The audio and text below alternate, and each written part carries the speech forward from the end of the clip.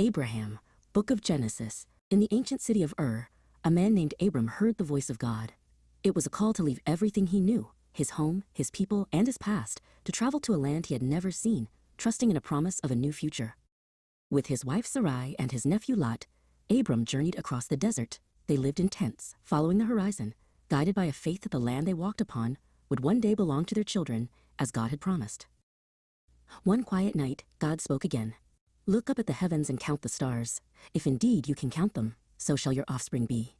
Though he was old and had no children, Abram believed, and God credited it to him as righteousness. To seal the sacred covenant, their names were changed. Abram became Abraham, meaning father of many, and Sarai became Sarah, meaning princess. A new legacy was beginning, written by the hand of God. 3 mysterious travelers visited Abraham's tent. They brought a message that seemed impossible. Sarah, in her old age, would finally have a son. Sarah laughed in disbelief, but God asked, "Is anything too hard for the Lord?" The laughter became a reality when Isaac was born. His name literally meant "he laughs," a living reminder that the promises of God always hold true, even when they seem impossible. But a shadow fell over the mountain.